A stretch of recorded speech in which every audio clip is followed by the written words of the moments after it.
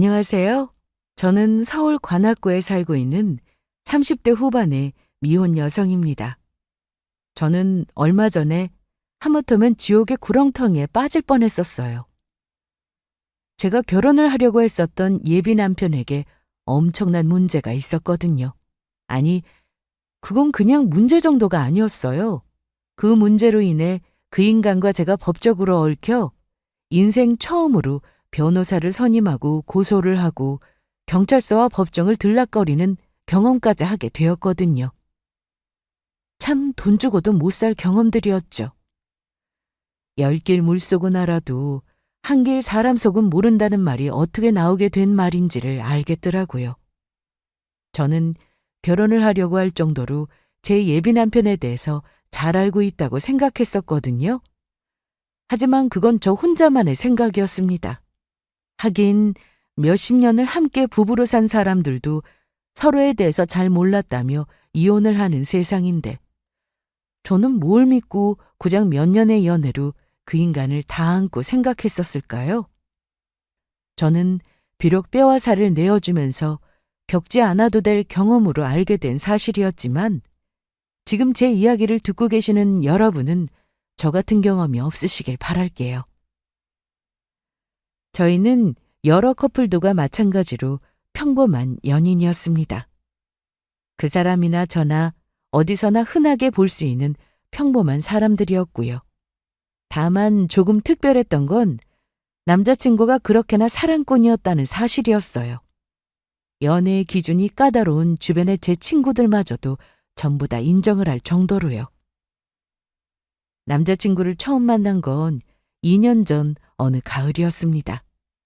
그때 저는 출장에 있어서 KTX를 타고 부산으로 향하던 길이었어요. 부산에서 하는 전시회에서 회사가 참여해 부스를 열게 되었는데 그곳에 먼저 간 팀원들을 지원하게 되었거든요. 부산은 저의 고향이기도 했습니다. 비록 일로 내려가는 길이지만 오랜만에 모처럼 고향에 간다고 생각하니 설레기도 하더라고요. 밀린 일을 쳐내고 가느라 전날부터 제대로 잠을 못 자서 조금 초췌한 몰골이기는 했지만 기분은 너무너무 좋은 상태였었죠. 차창 밖으로 보이는 풍경까지도 너무 행복하더라고요. 떠나기 딱 좋은 날씨다 싶을 정도로요. 광명역을 지날 때 비어있던 제 옆자리에도 어떤 남자분이 와서 타시더라고요. 제 또래의 키가 훤칠한 남자분이었는데 저처럼 출장인 건지 풀 세팅 정장 차림이었고요. 요즘은 회사를 갈 때도 정장을 입는 사람이 많지 않잖아요. 저희 회사에서도 미팅이 있거나 특별한 날이 아니고서는 다들 캐주얼 차림으로 출퇴근을 했고요. 그래서 그 남자분에게 한 번 더 눈길이 갔던 기억이 납니다. 물론 얼굴도 훈훈하시더라고요. 약간 요즘 인기가 많은 연예인 누구를 닮았었는데 하지만 저의 생각은 거기까지였습니다. 옆자리엔 누가 타든 말든 닮은 사람이 아니라 진짜 연예인 본인이 와서 탔다고 해도 아마 상황은 똑같았을 거예요. 제가 그날 너무 피곤했었거든요. 얼마 지나지 않아서 저는 곧 골아떨어졌어요. 제가 잠들었다는 사실조차 제가 인지하지 못할 정도로 순식간이었죠. 그 상태로 1시간을 넘게 잠들었을까요? 정신없이 졸다가 주변에 소란스러워진 느낌에 눈을 떠보니 벌써 기차가 대구까지나 왔더라고요. 정차역에 사람들이 오르내리느라 조금 시끄러웠던 모양이었습니다. 문제는 그 다음 순간이었어요. 어머, 죄송해요. 어떡해. 아닙니다. 괜찮습니다. 제가 너무 피곤해가지고 한참을 잤을 텐데 무거우셨죠? 뭔가 시야가 기울어진 느낌에 정신을 차려보니 글쎄 제가 옆자리에 앉은 사람 어깨에 기대서 졸고 있었더라고요. 그것도 아주 목이 완전히 꺾어졌다 싶을 정도로 기울어져서는요. 모르는 사람이 봤으면 저희가 최소 일행이거나 아니면 커플이라고 생각했을 정도로 푹 기대어 있었죠. 와, 너무 민망하기도 하고 죄송하기도 해서 어쩔 줄을 모르겠더라고요. 아니에요. 많이 피곤하신 것 같길래 별로 무겁지도 않았고요. 저를 깨우시지. 죄송해요. 괜찮다고는 하시는데 솔직히 그 상황에서 뭐라고 타박을 할 수도 없으니 달리 할 말이 없겠구나 싶더라고요. 애초에 뭐라고 할 생각이었더라면 저를 진작에 깨웠을 테고요. 일어난 뒤에는 한동안 어색한 침묵이 감돌았습니다. 정말이지 민망해서 정신을 못 차리겠더라고요. 그나마 다행이라면 그분 어깨에 침을 흘리지는 않았다는 사실 정도일까요? 헛기침을 하면서 어색하게 창밖만 돌아보고 있는데 문득 그분이 먼저 말을 걸어왔습니다. 부산까지 가시는 건가 봐요? 네? 아, 네. 저는 출장이 있어서요. 저도 출장이라 내려가고 있습니다. 부산은 이번이 처음이세요?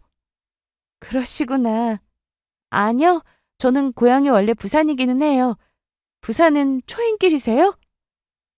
그걸 시작으로 이런저런 이야기를 나누는데 의외로 되게 성격이 밝으시더라고요.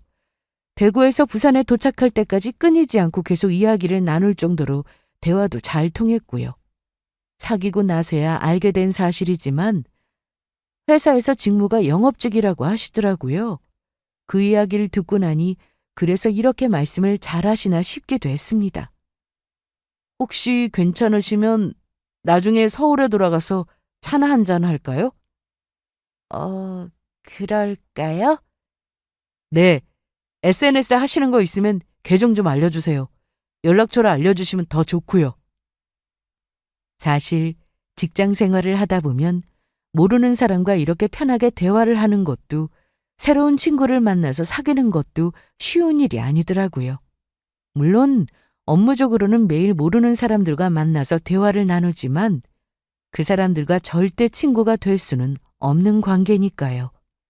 매일 회사 집만 오가는 생활을 하다 보니 이런 대화가 그리웠던 것 같기도 하고요. 부산에 도착해서 기차에서 내리기 직전에 그분이 내미는 핸드폰에 제 SNS 계정을 알려드린 것도 반쯤은 그런 이유에서였습니다. 어쨌든 저희는 그렇게 기차역에서 헤어지게 되었어요. 다시 만나게 된 것은 출장을 마치고 서울에 돌아간 그 다음 주 주말이었고요. 물론 부산에서도 저희는 간간히 연락을 주고받았습니다. 마침 서울에서 사는 곳이 그리 멀지 않은 동네더라고요.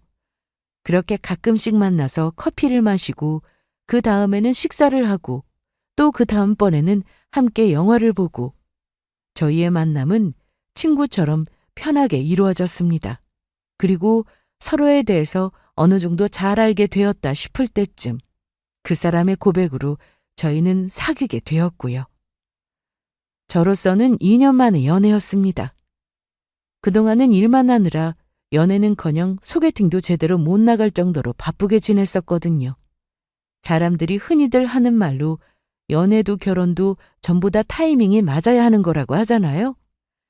마침 일이 어느 정도 한가해지고 저도 누군가를 만나야겠다는 생각이 들었을 때쯤 나타난 남자친구가 저에게는 제 운명처럼 느껴졌습니다. 난 사실 연애 못하고 혼자 늙어 죽을 줄 알았어. 왜? 이렇게 멀쩡한데 혹시 내가 모르는 문제라도 있어? 아니, 그냥 나는 내가 좋아하는 사람이 나를 좋아해 주는 게 기적처럼 느껴졌거든. 솔직히 말해서 그때 그 기차를 안 탔으면 어쩔 뻔했나 싶어. 그러게. 그날 기차를 탔어도 내가 그때 안 졸았으면 우린 못 만났을 거 아니야. 내가 피곤했던 걸 다행으로 생각하라고. 아유, 생각만 해도 끔찍하다. 제 어깨에 기대해 주셔서 감사합니다. 피곤해하셔서 천만 다행이었어요. 그날의 우연한 그 첫 만남을 두고 저희는 가끔씩 농담을 주고받았어요. 이렇게 잘 맞는 상대와 만나게 됐다는 게 남자친구의 말처럼 기적 같기도 하고 선물 같기도 했거든요. 아직도 믿기지가 않을 정도로요. 남자친구는 저에게 참 잘했습니다. 소위 사랑꾼이라는 남자는 책이나 TV에서나 나오는 유니콘 같은 존재인 줄 알았거든요.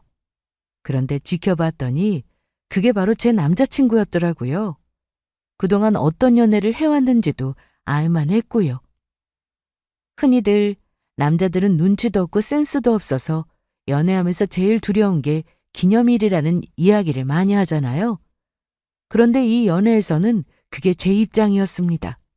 남자친구가 워낙 이벤트도 잘하고 선물도 잘 챙기고 걔네가 센스까지 넘쳐서 오히려 제가 늘 받기만 하는 처지였거든요. 여느 커플들과는 입장이 완전히 뒤바뀌었던 거죠. 미진아, 어디야? 나 이제 슬슬 기차역 나가보려고. 시간 여유 있게 좀 미리 가 있어야겠어. 조금만 기다려. 나 거의 다 왔어. 어? 어디를 다 왔어? 자기 집. 내가 기차역까지 태워다 줄게. 출장을 떠나던 날 아침, 저한테는 온다는 말도 없이 여기로 오고 있다는 남자친구의 전화를 받고 저는 깜짝 놀랐습니다. 에? 여기를 오고 있다고? 저기 어제 회식 갔다가 새벽에 들어가서 4시간도 못 잤잖아. 안 피곤해? 뭐하러 와? 나 그냥 택시 타고 가면 되는데. 에이, 그래도 내가 데려다 줘야지. 자기 출장 가면 또 일주일이나 못 볼 텐데. 원래도 제가 어디를 간다고 하면 언제나 운전기사 노릇을 자처하던 남자친구였습니다. 하지만 최근에는 계속되는 철야에 회식까지 마치고 어제는 정말 피곤해서 죽을 것 같다는 말을 입에 달고 있었거든요. 당연히 오늘 올 거라는 생각은 전혀 하지 않고 있었죠. 그럼에도 불구하고 달려와 저를 기차역까지 바래다 주면서 한다는 이야기가 이것이었습니다. 나도 요즘 내가 낯설어. 낯설다고? 왜? 자기가 너무 좋아서. 아, 뭐야, 갑자기. 농담이 아니라 정말로. 나 진짜 자기랑 결혼해야 할 것 같아. 자기 없으면 안 돼. 남자친구는 요즘 들어 부쩍 결혼하고 싶다는 말을 자주 했습니다. 밥을 먹다가도 문득 저에게 너랑 평생 이렇게 마주보면서 밥 먹고 살고 싶다고 이야기하기도 했고, 슬픈 영화를 보다가도 자기 없으면 누가 나랑 이런 영화 같이 봐주냐라고 묻기도 했어요. 저희 사이의 대화에 기승전결이 있다면 요즘은 대화의 패턴이 거의 기승전 결혼이더라고요. 처음에는 그냥 웃기만 했습니다. 당시에는 남자친구가 딱히 진지하게 하는 말은 아닌 것 같아서 저도 대충 맞장구 치면서 장난으로 받아 넘기는 게 다였죠. 그런데 시간이 지나면 지날수록 점점 결혼 타령이 잦아지더라고요. 이제는 저조차도 이게 농담으로 하는 이야기인가 아니면 정말 농담을 빌어서 하는 진담인가 하고 헷갈릴 정도로요. 그리고 그 혼란은 얼마 가지 않았습니다. 남자친구가 곧 프로포즈를 했거든요. 그것도 비싼 호텔까지 빌려서 아주 본격적으로요. 이런 건 어디 연예인들이나 받는 프로포즈가 아닌가 싶을 정도로 놀랐던 기억이 아직도 생생한데요. 이야, 그 호텔을 빌려서 했다고? 방값만 해도 장난이 아니었겠는데? 사진 못 봤어? 뷰 장난 아니더라. 이벤트의 제왕답네. 내 남자친구는 어디서 뭘 하고 있냐 진짜. 나는 결혼까지 한 달 남았는데도 아직도 프로포즈를 못 받았다. 뒤늦게 그 사실을 알게 된 제 친구들도 깜짝 놀라기는 마찬가지였습니다. 잊어버리는 게 너무 아까워서 그날의 이벤트 장면을 사진으로 많이 찍어두었었는데 그걸 돌려보면서 감탄을 하더라고요. 하지만 제가 정말로 감동을 받았던 건 다른 이유였습니다. 그건 프로포즈를 위해서 남자친구가 직접 촬영하고 편집까지 했던 영상 편지였어요. 미진아, 자기야 안녕? 이렇게 영상 편지까지 남기려고 하니까 뭔가 조금 많이 부끄럽기도 하고 쑥스럽기도 하네. 그래도 평생에 단 한 번밖에 없는 프로포즈니까 우리 둘 사이의 기념으로 꼭 남기고 싶었어. 나는 자기를 만나면서 하루도 행복하지 않았던 적이 없었어. 아침에 일어나서 저녁에 잠드는 그 순간까지 매일매일이 내 옆에 자기가 있다는 사실이 믿기지 않을 정도로 좋았거든. 이제는 정말로 그게 실제가 되었으면 좋겠어.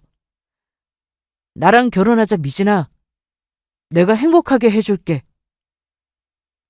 그 5분 남짓한 영상 편지를 보면서 제가 얼마나 감동을 받았는지 또 얼마나 많이 울었는지 모릅니다. 남자친구는 울고 있는 저를 꼭 안아주면서 이제는 자기가 평생 저를 책임지겠다고 다짐하듯이 반복해서 말하더라고요. 돌아가신 엄마 이후로 이렇게 지켜줘야겠다는 생각이 들었던 사람이 없었다면서요.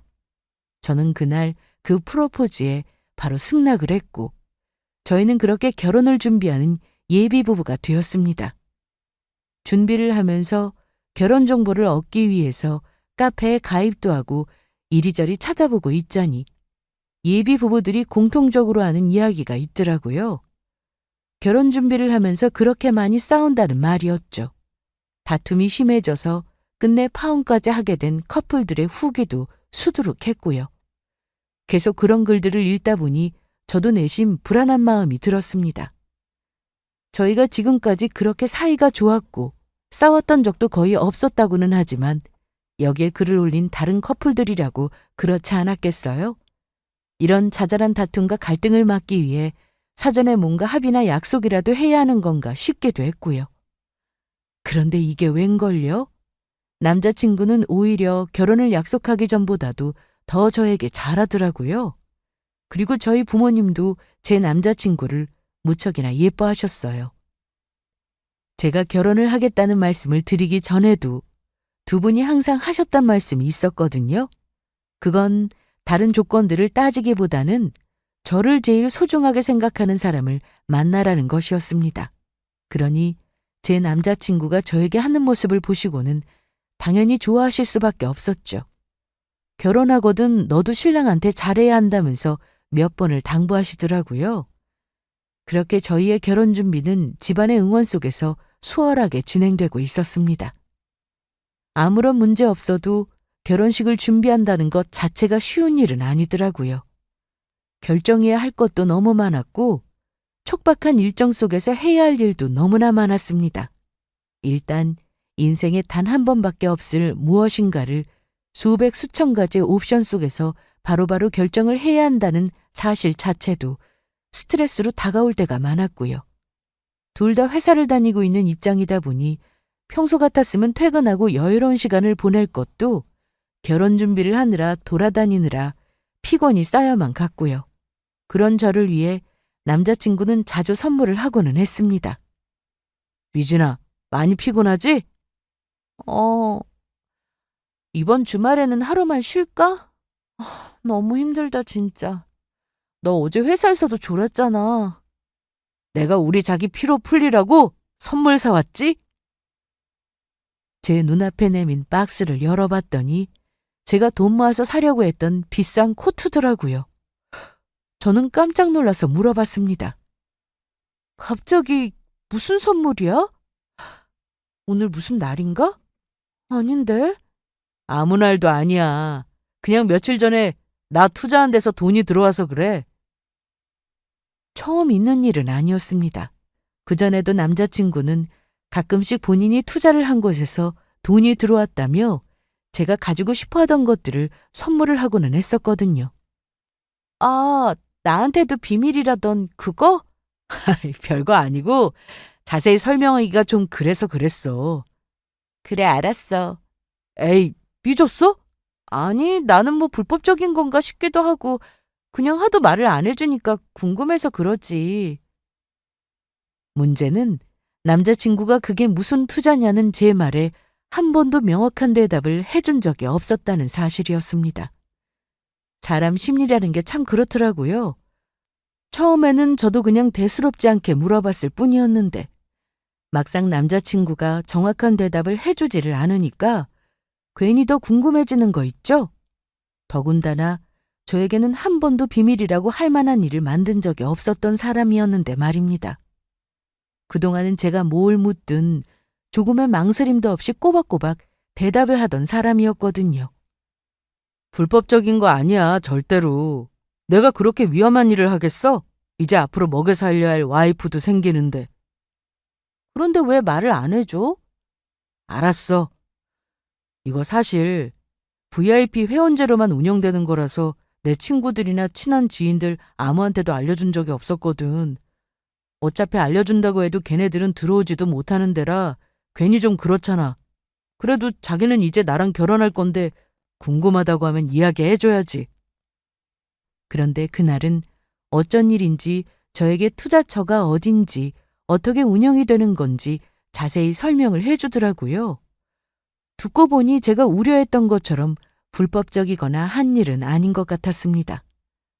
설명이 조금 어렵기는 했는데 결론적으로 한정판으로 VVVIP들에게만 사전에 풀리는 고가의 명품을 미리 매입해서 그걸 고점에 되팔아 수익을 퍼센테이지에 따라 배분하는 투자 상품이 있어요. 믿을 만한 지인을 통해서 본인도 오래 기다린 끝에 정말 운 좋게 VIP 회원으로 들어갈 수 있었다고 했고요. 그 이후부터 꾸준하게 연봉에 준하는 수익을 내고 있다고 하더라고요. 저는 잘 모르는 세상이었지만 요즘 다들 코인이니 펀드니 해외 주식이니 뭐라도 투자를 하나쯤은 하고 있는 분위기더라고요. 실제로 제 옆자리 대리들도 코인을 열심히 하고 있었고요. 뭐가 됐든 원금은 잃지 않는 구조라고 하니 다행이다 싶었죠. 저는 너무 위험하게 하지는 말라는 당부로 이야기를 마무리 지었습니다. 남자친구도 걱정하지 말라면서 어차피 결혼 준비에 목돈이 들어가야 해서 공격적으로 넣을 돈도 없다는 말로 끝냈고요.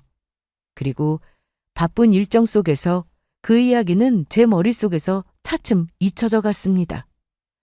일주일 뒤에는 또 다른 빅 이벤트가 저희 앞에 기다리고 있었거든요. 그건 양가의 상견례 자리였습니다. 남자친구는 어릴 때 아버지가 돌아가시고 몇 년 전에 아버지도 돌아가신 이후였어요. 친하게 지내는 친척도 거의 없고 그래서 가족이라고는 본인과 4살 차이 나는 누나 한 명이 전부라고 했었죠. 결혼은 4달 앞두고 드디어 저희 부모님과 남자친구의 누나를 모시고 함께 상견례 겸 식사 자리를 가지게 되었습니다. 누님은 일 때문에 지방에 살고 있다고 하더라고요. 그래서 저도 이번이 처음 뵙는 자리였어요. 안녕하세요. 말씀 많이 들었습니다. 남자친구가 누나랑 어려서부터 많이 친했다고 하더라고요. 아, 진웅이가 그래요? 저도 미진 씨 이야기 많이 들었어요. 정말요? 제 이야기 뭐라고 하던가요? 궁금하네요. 그게 참 착하고 예쁘고 참한 아가씨라고 하더라고요. 누나는 성격이 엄청 조용조용하고 차분하신 분이었어요.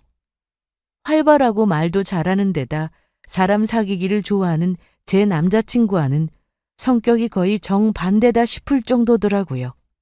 그런데 식사 자리가 진행될수록 저는 한 가지 의문점이 들었습니다. 가족이라고는 이제 둘밖에 없는 사이라 각별하고 많이 친하다는 남자친구의 말과는 달리 제 눈에는 두 사람의 사이가 영 어색해 보였거든요. 처음에는 그게 그저 이 자리 때문인 줄로만 알았습니다. 어쨌거나 상견례가 마냥 편한 자리는 아니었으니까요. 그런데 이 자리나 저희 식구들이 불편한 것이 아니라 아무리 봐도 남자친구와 어색한 것이 원인인 것 같다는 생각이 들더라고요. 더 이상했던 것은 다른 일이었습니다. 식사를 마치고 남자친구가 화장실을 다녀오겠다며 먼저 자리를 비웠을 때였어요. 저희 부모님은 차를 빼내오겠다며 밖으로 나가셨고요. 자연스럽게 저는 남자친구의 누나와 잠시 둘만 남겨지게 되었습니다. 그리고 그때 누나분이 저에게 조심스런 목소리로 물으시더라고요. 저기 혹시 진웅 씨가 미진 씨한테 뭐라고... 네? 그게... 뒷말을 흐르시는 바람에 이야기를 제대로 듣지 못한 저는 얼른 되물었습니다. 누나분은 뭔가를 머뭇거리는가 싶으시더니 이내 아니라며 고개를 저으셨어요. 마침 남자친구가 화장실에서 돌아오는 모습이 보이더라고요. 저와 가까이 붙어있는 누나의 모습을 본 남자친구가 활짝 웃으며 저희 둘의 사이로 파고들어와 제 손을 잡았죠. 뭐야, 둘이서 무슨 이야기 했어? 아무 말도 안 했어. 저는 그냥 대답 없이 웃기만 했습니다. 분명히 뭔가 하려고 하던 이야기가 있었던 것 같았는데 먼저 아니라고 대답을 하시니 제가 다시 되묻기도 좀 그렇더라고요. 그렇게 상견례 자리를 마치고 누님을 버스터미널에 바래다 드린 뒤에 저희는 집으로 돌아가는 길이었어요. 그리고 제가 이상하게 느낀다는 기류를 남자친구도 느낀 것 같더라고요. 우리 누나가 낯을 좀 많이 가리는 성격이야. 아까 좀 어색했지. 하긴 처음 만나는 자리니까 불편하실 수 있지. 나랑은 성격이 정반대였어. 원래도. 남자친구는 제가 묻지도 않았는데 먼저 저에게 저런 이야기를 꺼냈습니다. 저는 뭔가 이상하다는 생각이 들었지만 그냥 저에게는 말 못할 사정이라도 있나 보다 싶었습니다. 왜 누구나 그런 사연이 하나쯤은 있잖아요. 내 가족의 일이라서 비밀스럽고 조심스럽지만 남에게는 들려주고 싶지 않은 그런 가족사 말이에요. 제 생각보다 누나와 친하지 않을 수도 있겠다 싶었어요. 하지만 아무래도 상견례 자리이니 가족끼리 화목하게 보이고 싶었을 수도 있고요. 그때라도 제가 이상했던 촉을 놓치지 않았어야 했는데 안타깝게도 저는 그 당시에는 그 문제를 깊게 생각해보지 않았어요. 그 뒤로 또 한 달의 시간이 흘러갔습니다. 결혼식까지는 이제 정말 석 달도 남지 않은 시점이었죠. 결혼 준비하랴, 회사 다니랴, 결혼식을 위해서 다이어트까지 하랴. 정말 하루가 어떻게 지나갔는지도 모를 정도로 바쁜 날들이었습니다. 그래도 얼마 안 있으면 제가 정말 결혼을 한다는 사실이 차츰 실감이 나더라고요. 살면서 이렇게 바쁘지만 또 이렇게 들뜨고 설레는 기분이었던 적이 없었거든요. 행복한 비명이라는 말을 아마 이럴 때 쓰는 게 아닌가 싶었죠. 남자친구와의 사이도 여전히 애틋했습니다. 남자친구는 여전히 저를 위해주느라 여념이 없었고요. 그날도 남자친구는 외부 미팅 때문에 밖에 있는 저를 데리러 오겠다고 하더라고요.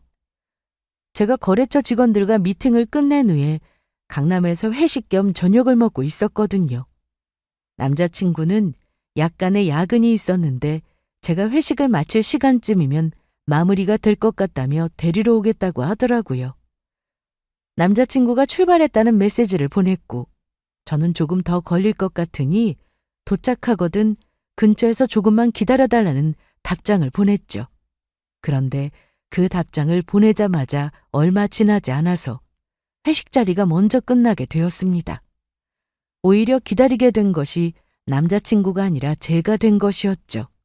저는 말없이 남자친구가 기다리겠다고 한 주차장으로 먼저 나갔습니다. 거기서 15분쯤 기다렸을까요? 남자친구의 차가 들어오는 모습이 보이더라고요. 저는 문득 장난기가 들었습니다. 남자친구를 놀래켜 주려고 조심스럽게 차 뒤로 다가가고 있었죠. 어디기는 나 지금 여자친구 데리러 왔지. 아직까지는 기사 노릇 잘해야 할 거 아니야. 그때 마침 남자친구가 차 문을 열고 내리더라고요. 남자친구는 스피커폰으로 누군가와 통화를 하고 있었습니다. 상대방은 젊은 여자 목소리였고요. 유진웅, 너 그러다 아주 그쪽으로 갈아타겠다? 뭔 소리야. 이 집도 지겨워 죽겠다 이제. 아이고, 그렇다기에는 자기 SNS 보니까 아주 사랑꾼 나셨더만. 연기가 아니라 진심인 거 아니고?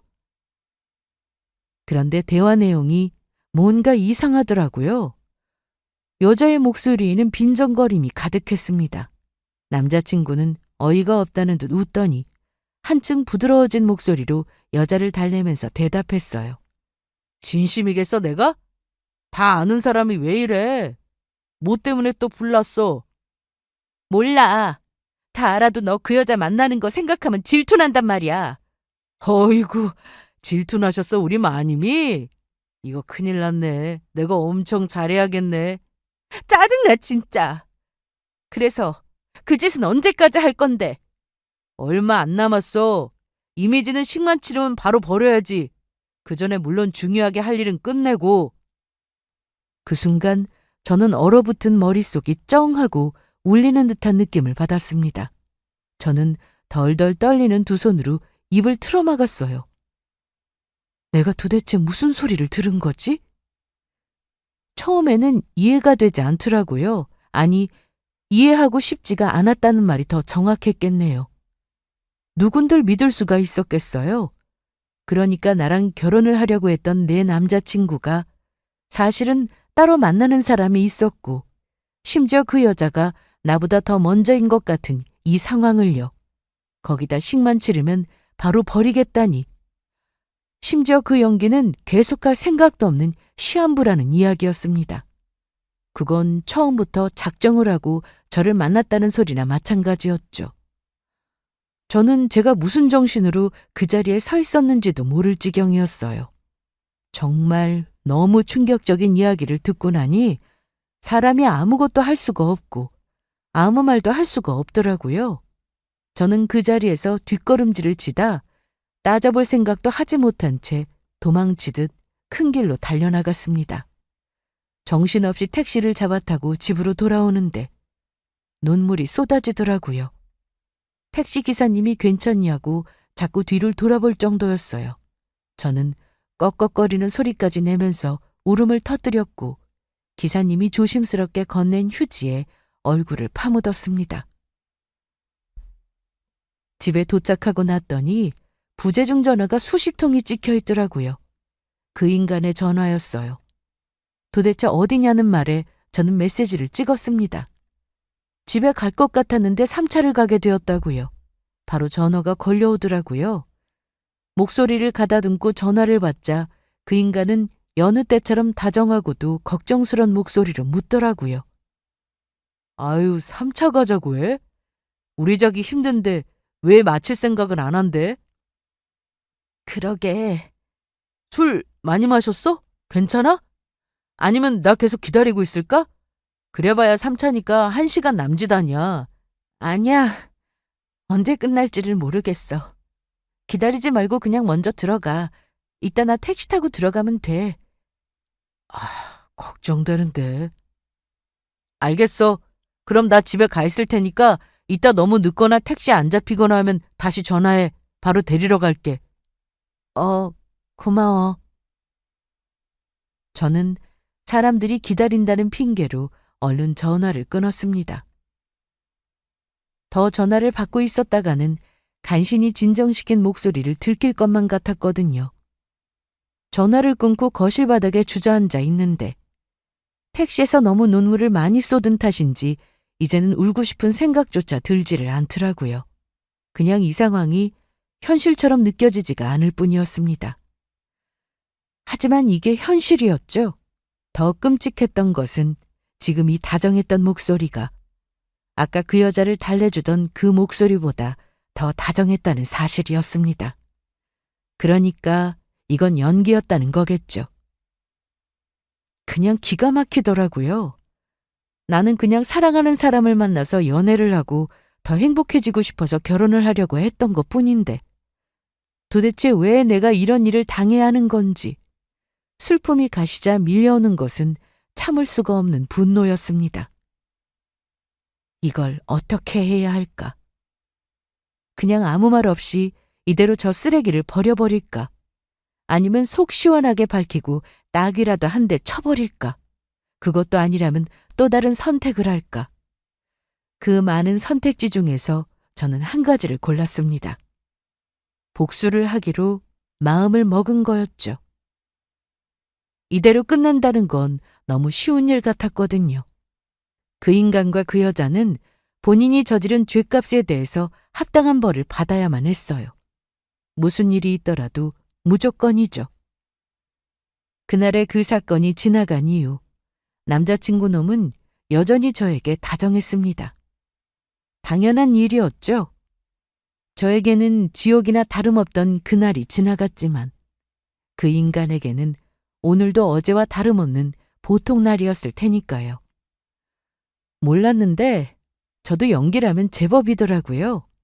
그 인간을 아무렇지도 않게 대하는 게 힘들 줄 알았는데 그 면상을 마주하고도 예전과 다름없이 사랑스러운 남자친구를 바라보는 여자친구 연기를 할 수가 있더라고요. 저 인간도 하는 연기를 나라도 왜 못할까 싶기도 했고요. 그리고 얼마 후 저는 그 인간이 그토록 저와 결혼하고 싶어 했던 이유를 알게 되었습니다. 아니, 결혼하고 싶어하는 척을 하는 이유를요. 내가 말했었지? 내 지인이 투자 플래너. 안녕하세요. 김소연이라고 합니다. 진웅이랑은 어렸을 때부터 친했던 초중학교 동창이에요. 남자친구는 한 고급 레스토랑에서 투자 플래너이자 투자에 자신을 꽂아준 지인이라던 동창을 소개시켜 주었습니다. 한눈에 보기에도 세련되고 고급스러워 보이는 명품을 걸친 여자였어요. 그리고 그녀의 목소리를 듣는 순간 저는 심장이 철렁 내려앉았습니다. 그 여자는 바로 스피커폰의 상대방이었어요. 남자친구 놈과 이 사기극을 공모한 바로 그 여자요. 저는 그제야 이 비밀의 진실을 알게 되었습니다. 이 오랜 연기의 목적은 바로 투자 사기였어요. 그것도 2년에 걸쳐서 본인은 결혼을 담보로 할 정도로 공들였던 치밀한 사기였죠. 대충 어떤 내용인지는 들어서 아시죠? 진우이가 제발 자기 여자친구한테 한 번만 기회를 달라고 해서요. 일단 설명 한번 들어보시고 결정하시죠? 자기야, 이거 신원 확실한 고정 멤버만 들어올 수 있는 VIP 회원제라고 내가 말했지? 그런데 마침 회원 중에 한 명이 탈퇴를 하게 돼서 딱 자리 하나가 비게 된 거야. 이거 몇 년에 한 번씩 올까 말까 한 기회거든. 나도 몇 년씩 기다려서 들어간 거 알지? 자기 그랬다면서? 다들 자기 식구들 넣어주려고 노리고 있는데 내가 소연이한테 사정사정해서 우리한테 먼저 기회 달라고 한 거야. 자기 넣어주려고. 나를? 이거 투자하면 무조건 수익 보는 거야. 원금 보장되는 건 물론이고. 저는 처음에는 의심스럽다는 얼굴로 두 사람을 번갈아가며 쳐다보았습니다. 그래야 더욱 자연스러웠을 테니까요. 그러자 저의 이런 반응을 예상이나 했다는 듯이 두 사람은 눈빛을 주고받더니 한층 더 진지한 얼굴로 설명을 하기 시작했습니다. 요즘 해외 주식 안 하는 분들 없잖아요? 이게 해외 주식 잘 굴린 것보다 훨씬 수익이 좋아요. 해외 주식은 주가에 따라 돈을 잃을 수도 있지만 이건 절대로 원금을 잃을 일이 없고 무조건 이익이 되는 구조거든요. 저희 여기 투자 수익률 한번 확인해 보세요. 여자는 준비해온 서류들을 보여주면서 설명을 계속했습니다. 물론 그 수익 화면은 당연히 조작된 것이었겠죠.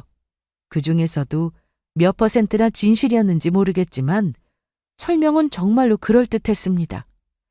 제가 이 모든 게 사기라는 걸 몰랐다면 저도 혹했을 정도로요. 곧 결혼하신다고 들었는데 부부라도 요즘 재산은 다들 따로 관리하시는 거 아시죠? 한 사람 이름으로 몰아서 하면 세금 문제도 커지고요.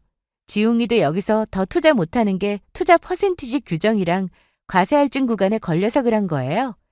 그러니까 미진 씨도 결혼하고 나서도 진웅이랑 계좌는 합치지 말고 각자 투자하시면 되세요. 조금 생각해봐도 될까요? 수익률은 제 생각보다도 훨씬 좋긴 하네요, 정말. 저는 이런 명품 리세일 시장이 있는 줄도 몰랐어요. 아는 사람만 돈 버는 구조니까 당연하죠. 보통 분들은 안다고 해도 인맥 없이는 들어올 수가 없고요. 이거 다들 자기 식구들 넣어주려고 노리고 있거든. 자기도 빨리 결정 안 하면 바로 순서 넘어가. 그럼 빨리 결정해야겠다. 제가 최대한 빨리 답변 드릴게요. 저는 금방이라도 긍정의 대답을 할 것처럼 말을 했습니다.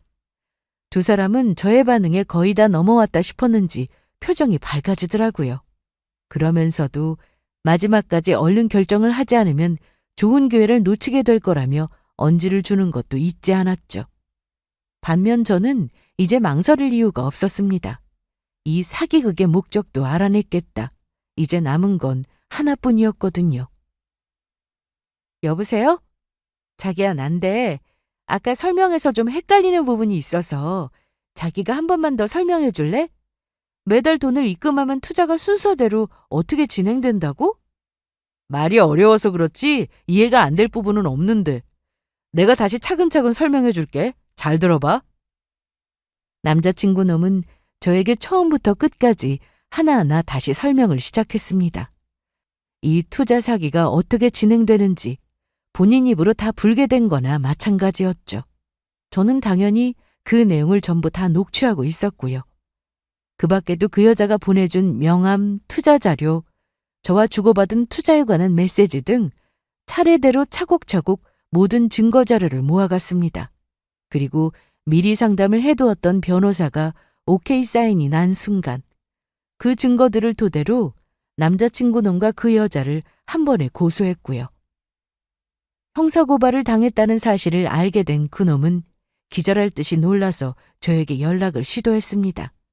하지만 저는 그 인간의 연락을 모두 차단했고요. 저는 그 사이에 말도 하지 않고 집도 이사를 한 상태였어요. 이렇게 찾아올 곳이 걱정되어서였죠. 결국 그 인간은 어쩔 수 없이 제 변호사를 통해서 연락을 시도했습니다. 미진아, 뭔가 오해가 있는 것 같아. 제발 내 연락 한 번만 받아줘. 사기라니 말도 안 되잖아. 다른 사람도 아니고 나 너랑 결혼하려고 했던 사람이야. 내가 너한테 사기를 왜 치겠어? 어디서 무슨 이야기를 들었는지는 모르겠는데 그거 다 거짓말이야. 무슨 일이 있었으면 나한테 먼저 연락을 했었어야지. 난 너가 나를 믿지 못했다는 게 지금 더 믿기지가 않아. 적반하장도 유분수지. 아주 피해자 코스프레를 제대로 하고 있더라고요. 제가 마치 본인을 믿어주지 않아서 이 모든 사달이 났다는 것처럼요. 그런데 정작 고소 절차가 진행될수록 제가 알게 된 사실은 그 인간의 주장과는 전혀 다른 것이었습니다. 진실이 뭐였는지 아세요?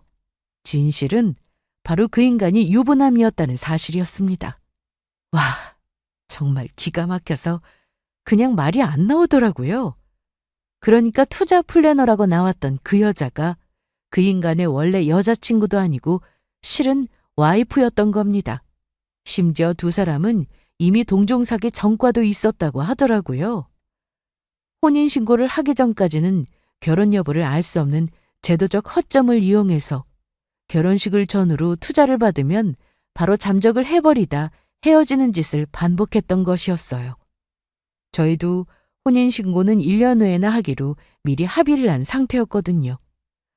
요즘은 세금 문제니 신혼부부 특공이니 하는 것 때문에요. 워낙 이혼을 많이 하는 세상이라 혹시나 했던 것도 있었고요. 그런데 그걸 이렇게 이용해 먹다니 정말 소름이 끼치더라고요. 나중에 그 인간이 구치소에 들어가 있는 사이 그 인간의 누나가 저를 찾아왔더라고요. 저는 그 누나의 존재마저도 의심스러웠는데 누나가 친누나는 맞았더라고요. 말 못해서 너무 미안해요. 진웅이가 소연이랑은 곧 헤어질 거고 미진 씨랑 정말 사랑해서 결혼하는 거라고 하더라고요. 아무 말도 하지 말아달라고 정말 몇 번을 부탁하길래 어쩔 수 없이 나는 곧 정리하는 줄 알았어요. 정말로요. 그러더니 염치가 없지만 한 번만 용서해 줄 수는 없겠냐고 하시더라고요. 눈물까지 뚝뚝 흘리면서요. 그 모습을 보니 저도 저절로 한숨이 나왔지만 그렇다고 용서해 줄 마음은 조금도 없었습니다. 그 인간이 저에게 저질렀던 짓은 사실 어떤 벌을 받는다고 해도 용서가 될 것 같지가 않았거든요. 저는 사기 미수죄와 혼인빙자로 각각 형사고소를 그리고 손해배상으로 민사고소를 진행했습니다.